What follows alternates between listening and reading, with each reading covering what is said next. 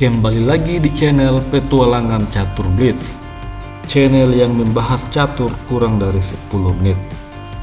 Jika ini adalah pengalaman pertama Anda di channel ini, saya menyarankan supaya segera menekan tombol subscribe agar tidak ketinggalan video terbaru selanjutnya.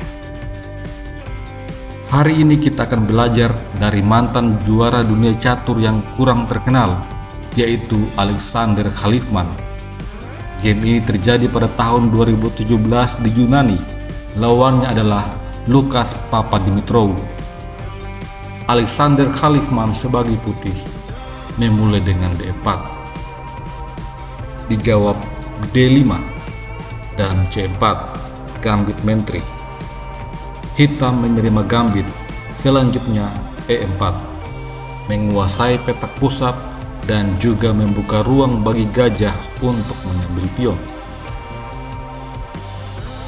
Hitam merespon dengan kuda F6 menyerang pion, tetapi pion didorong menyerang balik kuda. Sekarang kuda pindah ke D5.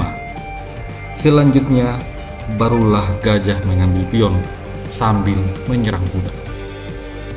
Kuda mundur dan menyerang balik gajah, kemudian gajah dipindahkan ke B3.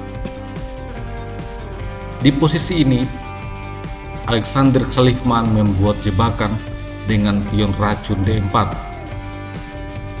Jika menteri menerima pion racun, maka akan ada langkah gajah B5,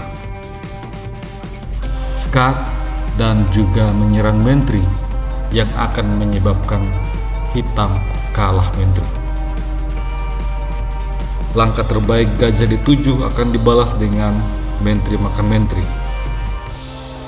Sudah seharusnya putih akan menang dengan kondisi seperti ini.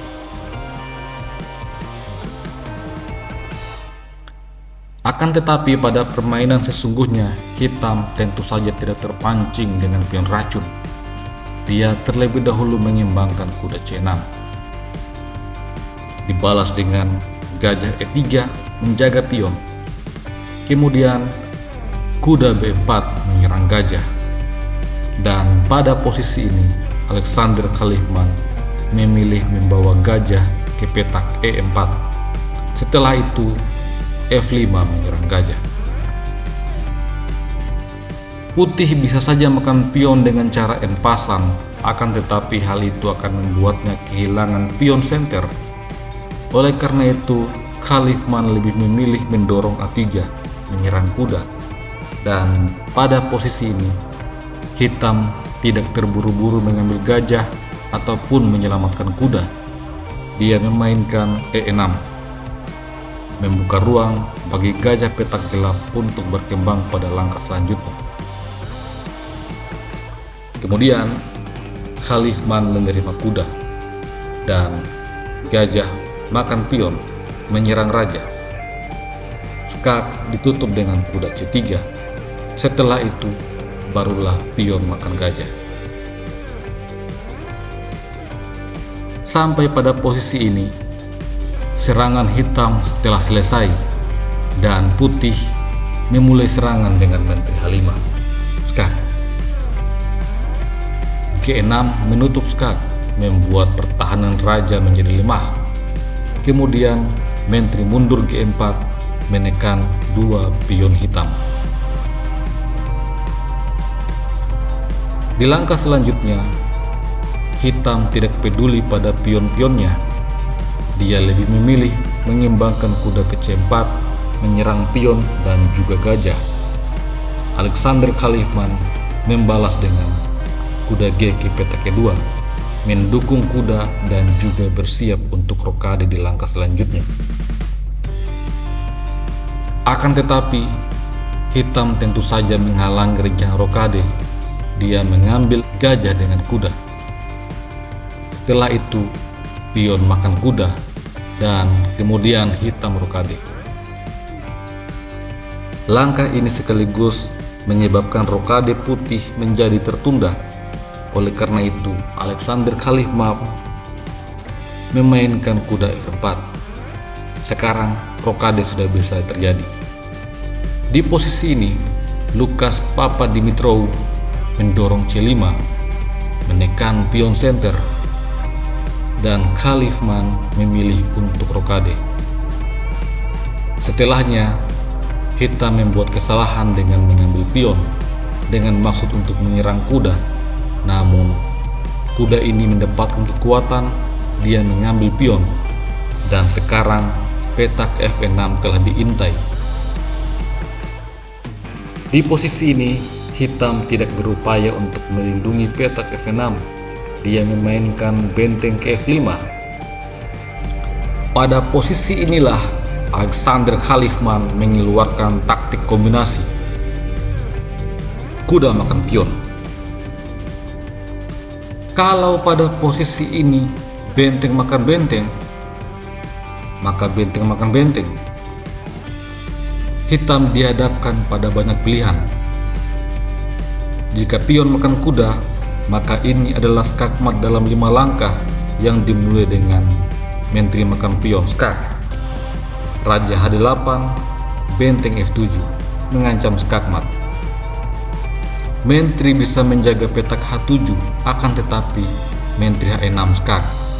Setelah menteri menutup skak, maka menteri makan menteri skakmat. Langkah alternatif lain yang bisa dicoba oleh hitam setelah benteng makan benteng, lalu benteng makan, adalah pion makan pion. Namun ini akan dibalas dengan kuda E7, double skak. Raja dipaksa pindah ke petak H8. Setelah itu ada langkah kuda G5, mengancam skakmat pada petak F7. Menteri bisa makan kuda, namun kuda F7 skak. Setelah menteri makan kuda, benteng makan menteri, ancaman skakmat tidak akan bisa dihentikan kecuali dengan gajah F8. Kemudian benteng makan gajah dan skakmat. Oleh karena itu, pada permainan sesungguhnya, setelah putih mengorbankan kuda, hitam mencoba makan pion. Tetapi setelah menteri makan pion, hitam langsung menyerah. Jika raja pindah ke H8, maka benteng makan benteng. Setelah pion makan benteng, kuda ke F6, mengancam skakmat pada 2 tempat yang berbeda. Tentu saja, tidak ada cara yang bisa dilakukan untuk menghentikan skakmat ini kecuali menyerahkan menteri. Setelah pion makan, maka skakmat akan terjadi pada petak G7. Gajah bisa pindah ke F8, tetapi F7 mengancam skakmat pada petak G8. Gajah bisa ke G7, akan tetapi menteri H5 skak. Setelah gajah menutup skak, menteri makan gajah, dan skakmat tidak bisa dihentikan. Sampai jumpa lagi pada video selanjutnya. Salam Gensuna Sunus.